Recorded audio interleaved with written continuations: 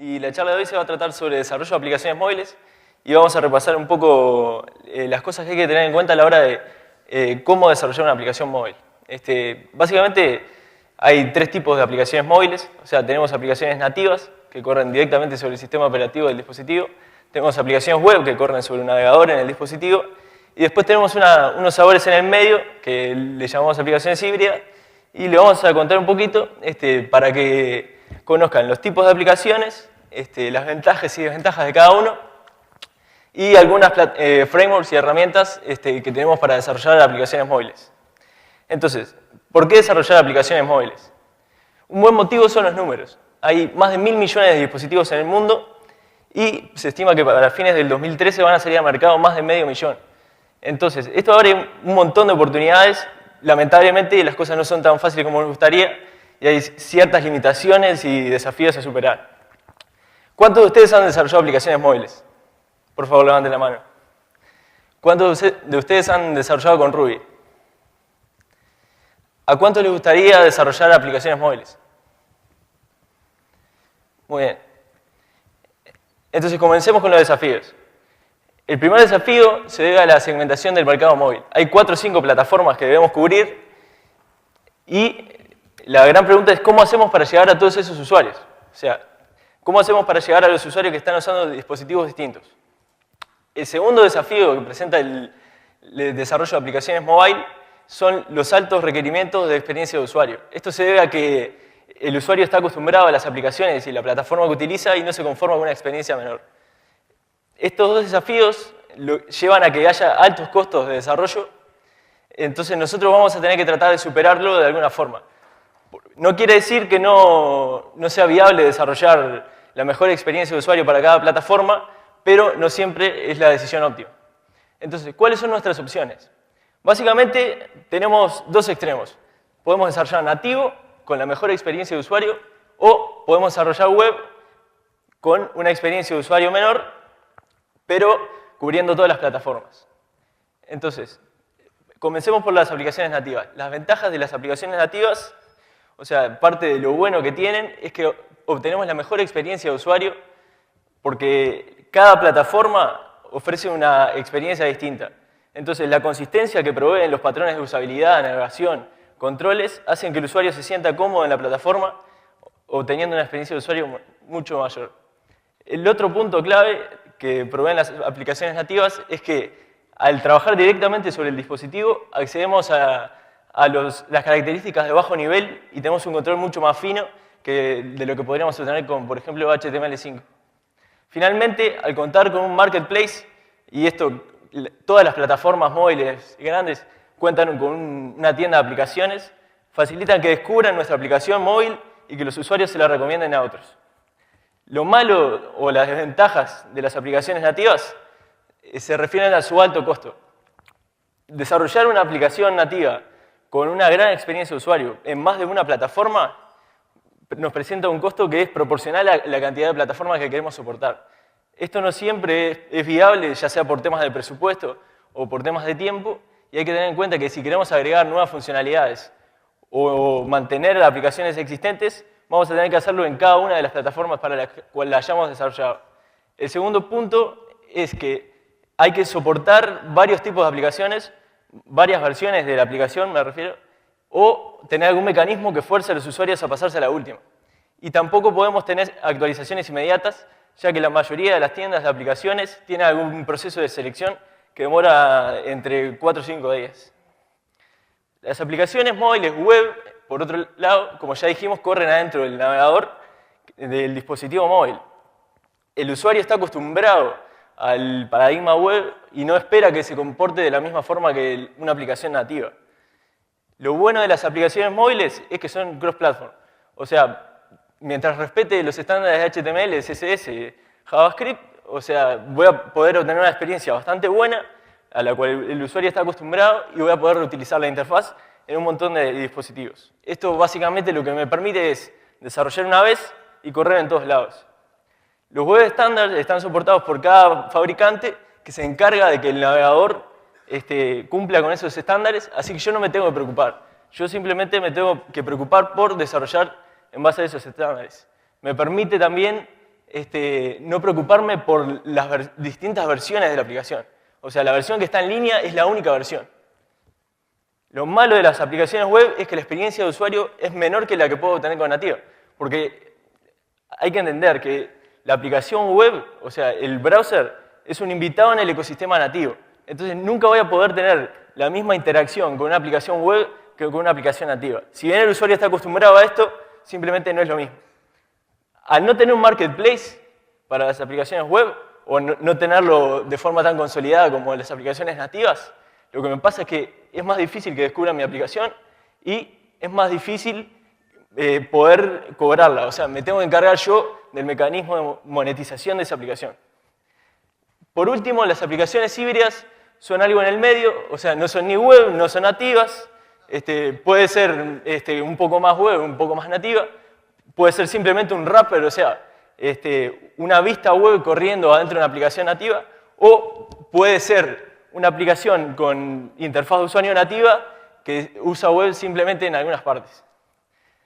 El dilema, a lo que nosotros nos referimos con dilema es, existe un trade-off, como ya vimos, entre experiencia de usuario y costo. Si queremos soportar varias plataformas, desarrollar web no siempre es viable porque a veces precisamos una experiencia de alta calidad y no siempre podemos desarrollar nativo porque a veces no tenemos la plata y a veces simplemente no vale la pena. Entonces, la gran pregunta es, ¿cuándo vale la pena invertir en experiencia de usuario? ¿Cuándo deberíamos invertir en experiencia de usuario de ir nativo? Las startups, por ejemplo, son un buen candidato porque son productos que no tienen una base de usuario existente, son productos que quieren salir al mercado, o sea, tenemos que construir un MVP. Entonces, si nosotros nos enfocamos en una sola plataforma, podemos construir un MVP de mejor calidad, mayor experiencia de usuario y así hacer que los usuarios empiecen a adoptar. Además, al contar con un marketplace, esto permite que los usuarios descubran nuestra aplicación y se la recomienden a otros usuarios. Por supuesto, cuando la experiencia de usuario sea crítica, nos va a convenir desarrollar nativo. Porque, como ya dijimos, esas convenciones que acostumbran al usuario le dan comodidad, lo hace sentir cómodo con la plataforma y le dan una experiencia de usuario superior.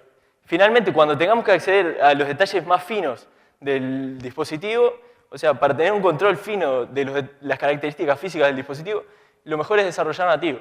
Ya, por ejemplo, si bien puedo acceder al GPS desde HTML5, no puedo hacer un consumo tan inteligente como puedo hacer nativo. O sea, acceso a red, puedo lograr ir tan fino para lograr un menor consumo de batería, por ejemplo. ¿Cuándo no conviene desarrollar nativo? Bueno, básicamente, o sea, cuando tengamos muchos costos o cuando podamos lograr el mismo resultado a un menor costo, no va a convenir. Pero hay que tener en cuenta, sí, que la mejor experiencia de usuario se consigue con aplicaciones nativas. ¿Cuándo conviene desarrollar web? Bueno, básicamente el punto más fuerte es para las aplicaciones que se llaman de canal. Son aplicaciones donde yo soy una empresa que ya el usuario me conoce, o sea, tengo una relación con el usuario, conoce mis canales de distribución y la aplicación es simplemente otra forma de llegar al usuario. Entonces, lo importante no es la experiencia de usuario, sino poder llegar a todos los usuarios, no importa el dispositivo que están usando. Y finalmente, como regla general, cuando necesitamos estar en varias plataformas, si no se necesita una experiencia de usuario muy fuerte, es buena idea desarrollar web simplemente porque es más mantenible. Un buen ejemplo de desarrollar web sería, por ejemplo, un sistema de Internet Banking, porque el banco ya conoce a sus clientes, o sea, no precisa que descubran la aplicación, y el valor agregado no está en la experiencia de usuario, sino en el servicio. O sea, el valor agregado está que el flaco está en el campo y realiza la transferencia. No importa si se ve lindo o si la experiencia es buena. Entonces, ¿cuándo no conviene desarrollar web? Como ya dijimos, nuevos productos, porque al no contar con un marketplace es más difícil que descubran nuestra aplicación, y cuando la experiencia de usuario es crítica. Entonces, habiendo cubierto más o menos el espectro básico de aplicaciones nativas, aplicaciones web y cuándo conviene una y cuándo conviene la otra, vamos a pasar a ver un poquito más de lo que son los frameworks para desarrollo de aplicaciones. Lo dejo con Martín. Bueno, Máximo nos ha contado las distintas opciones que tenemos para implementar aplicaciones mobile, aplicaciones nativas, aplicaciones híbridas, aplicaciones web. Y ahora llegó el momento de conocer algunas herramientas, las más populares del mercado para desarrollar este tipo de aplicaciones. Vamos a arrancar con herramientas web, después pasemos a wrappers nativos para poder acceder a recursos del sistema y por último vamos a pasar a herramientas, frameworks en Ruby para desarrollar nativo para iOS y para Android. Los dos frameworks más populares para desarrollar aplicaciones mobile web hoy en día es jQuery Mobile y Sencha Touch. Tienen más o menos el mismo enfoque, lo que hace es facilitar bastante la construcción de interfaces de usuarios, todo el manejo de bindings, de eventos touch, etc. Se basan más o menos en HTML, CSS3 y JavaScript, es decir, cualquier desarrollador web puede generar este tipo de aplicaciones con una curva de aprendizaje muy baja, no requiere conocimientos avanzados como para generar aplicaciones nativas. Y una cosa que no está muy bueno de este tipo de aplicaciones es que tratan de imitar mucho la experiencia de usuario que se tiene en una aplicación nativa iOS. Es decir, más que nada Sencha Touch, es decir, imita mucho la navegación, el Navigator Bar, etcétera, etcétera. Entonces, eso genera que el usuario vea la aplicación como una aplicación nativa y no se comporte de la misma manera, se comporte un poco más lenta, un poco más, la respuesta sea más lenta. Bueno, pasemos a comparar estas dos herramientas. Sencha Touch sigue un patrón Model View Controller que permite tener un código mucho más prolijo, mucho más estructurado, y por otro lado, jQuery no sigue un patrón definido, requiere que el desarrollador sea mucho más prolijo a la hora de implementar soluciones, más que nada en soluciones realmente complejas y grandes. El approach después para generar todas las interfaces y generar los eventos, etcétera, el comportamiento, animaciones, transiciones, en Sencha Touch todo es JavaScript, todo el código va a ser en JavaScript, y en jQuery Mobile se define las vistas y los componentes a partir de HTML con atributos HTML5, data role, etcétera. Esto es una lista, estos son los ítems, y luego viene el framework y enriquece ese HTML y te despliega las interfaces de usuario. Algo que le da bastante valor a Sencha Touch en la versión 2.0 es que permite generar wrappers nativos para iOS y para Android, y de una forma muy fácil por línea de comandos se puede publicar la aplicación en el Apple Store o en el Google Play de manera muy simple.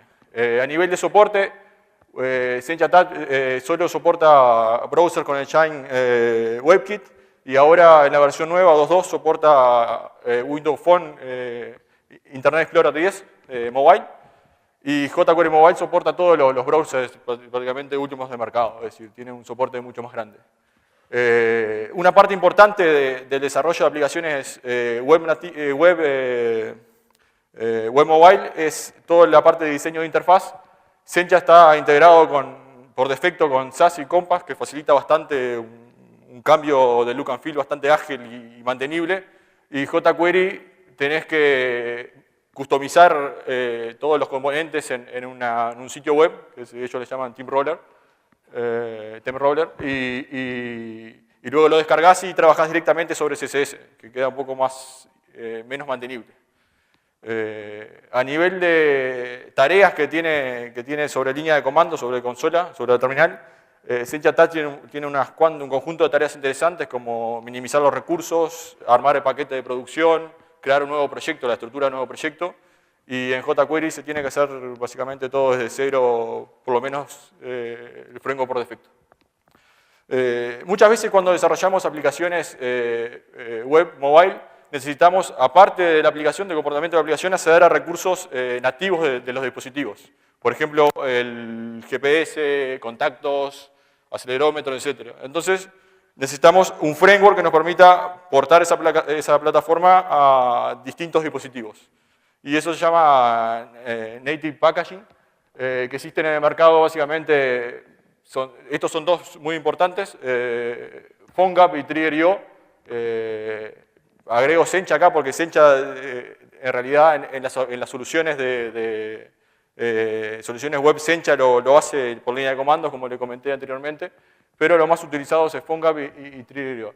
Lo que generan es poder acceder a los recursos del sistema mediante JavaScript, es decir, hay una aplicación, lo que genera es una aplicación nativa que adentro tiene un componente que corre, levanta un browser adentro de la aplicación nativa, y esa aplicación nativa a través de JavaScript, hay un bridge entre el JavaScript y la aplicación nativa que consume los recursos.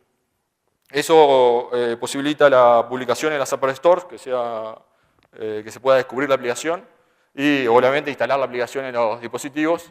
Y para generar estos instaladores, normalmente PhoneGap y TriggerIO tienen un servicio en el cloud que posibilita generar los instaladores sin tener instalado el ambiente en la máquina, agilizando bastante el proceso de desarrollo. Es decir, no tengo que tener el Xcode instalado, el Eclipse o el NetBeans instalado para generar los compiladores, generar el código compilado.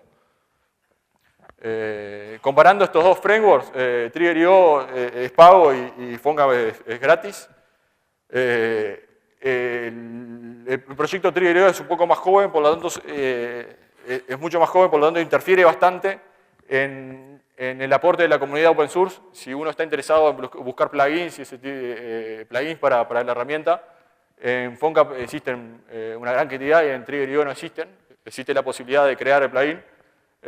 A nivel de soporte, BlackBerry no está soportado en TriggerIO, soporta solamente iOS, Android y Windows Phone. PhoneGap soporta BlackBerry, aparte de esos tres que mencioné de TriggerIO y aparte VADA y otros, es decir, tiene un soporte mucho más amplio. TriggerIO tiene una gran integración con tareas de líneas de comando y eso agiliza bastante el desarrollo y nosotros que somos desarrolladores Ruby estamos acostumbrados a eso. TriggerIO asegura que tiene un bridge entre JavaScript y nativo Android 5 veces más rápido que PhoneGap por el mecanismo como lo implementan. Y a nivel de servicios cloud para generar los instaladores, PhoneGap en eso tiene un servicio cloud también, pero es pago, es decir, no es gratis. Si uno quiere puede generar los instaladores instalando los ambientes de desarrollo en cada máquina, no en la nube. Si quieres ir a la nube tenés que pagar y tiene una integración bastante interesante haciendo push con Git y generando los instaladores, instalando en el dispositivo directo. Es decir, una integración buena con el IDE también, brackets. Luego de estas herramientas también hay unas herramientas que generan aplicaciones nativas para distintas plataformas. Una de ellas es Xamarin, que lo que permite es para desarrolladores .NET y C# desarrollar aplicaciones nativas para iOS, Android y Windows Phone. Lo interesante de esta plataforma es que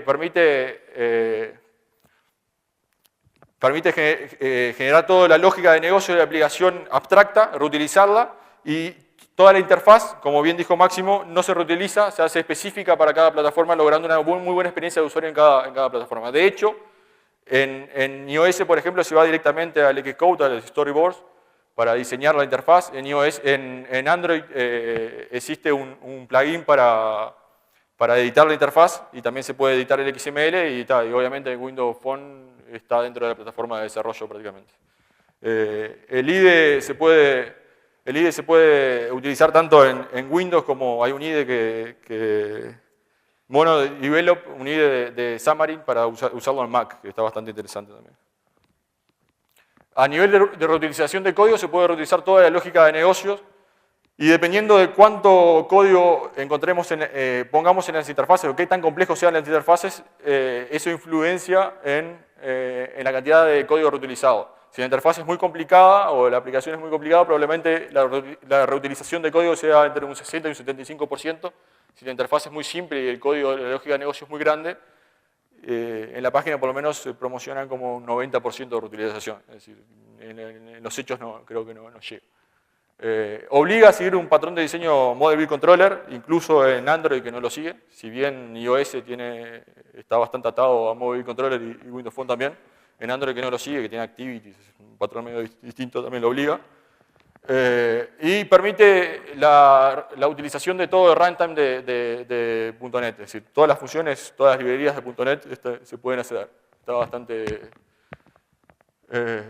Después, para todos aquellos que no gustan utilizar las últimas funcionalidades de los SDK, tienen como que le siguen el paso a los SDK y liberan al mismo día o a los pocos días ya liberan un soporte de la herramienta para las nuevas liberaciones de iOS. Por ejemplo, iOS 6 sale, a los 3 días ya lo tenemos disponible un día al día. Así que está bastante A nivel de arquitectura tenemos toda la parte reutilizable en el proyecto, el Core Library, toda la parte de negocio, acceso a datos, fe de datos, etcétera, etcétera. Y después cada interfaz de cada plataforma, iPhone, iPad, Android y Windows Phone separado, es decir, una solución, 3 proyectos, esos proyectos referencian al proyecto que reutilizamos, toda la lógica de negocio que se ve generada para cada plataforma.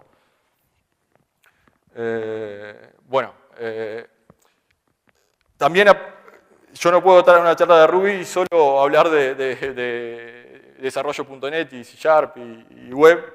También existen frameworks para desarrollar para desarrollar aplicaciones nativas en iOS y Android para Ruby, dos bastante conocidos. Uno de ellos es RubyMotion y otro es Ruboto. Lo que hacen es traen el ambiente de desarrollo, aparte de usar toda la potencia del lenguaje Ruby, traen el ambiente de desarrollo de Ruby, es decir, consola, testing, debugger, todo el ambiente, podés usar tu editor, todo eso lo traen hacia el desarrollador para que el desarrollador se sienta cómodo desarrollando aplicaciones tanto para iOS y para Android. Un poco más, RubyMotion está basado en MacRuby, es una implementación de Ruby 1.9 que corre sobre el runtime de Objective-C. Fue creado y mantenido por más o menos 5 años por Apple y después ese conjunto de desarrolladores, o algunos de ellos se fueron y siguieron con el proyecto de RubyMotion. Lo interesante acá es que ejecuta código compilado directamente sobre el runtime de Objective-C, al igual que iOS si programaras en el Xcode, y a nivel de performance es idéntico. Podés acceder a todo el framework de iOS, además del framework de Objective-C, podés acceder a las librerías de bajo nivel de C también, librerías de OpenGL, etc. Se pueden acceder directamente de Ruby. Está basado en Rake, todas las tareas de deploy, de debug, de testing. Tiene una consola interactiva también para cambiar en tiempo real, hacer debug y cambiar en tiempo real atributos de los componentes, cambiándola en el simulador. No permite debuggar en dispositivos, tiene una limitante que no permite debuggar en dispositivos reales, solo en el simulador permite debuggar porque es una limitante del bridge ese que hay. Y después para testear está basado en Bacon Mac, que es como un clon más chico de RSpec, que es muy semejante. Entonces se pueden hacer tests tanto funcionales también y unitarios con la herramienta. Es decir, de hecho, en Xcode se tiene que hacer con JavaScript, que es un poco más complejo, y acá es más ambiente Ruby, está bastante interesante. Lo malo de esto es que no es open source, se cobra una licencia de $199 por año, y creo que para renovar 99 o algo así. Eso sumado en los 99 por año que cobra el Xcode.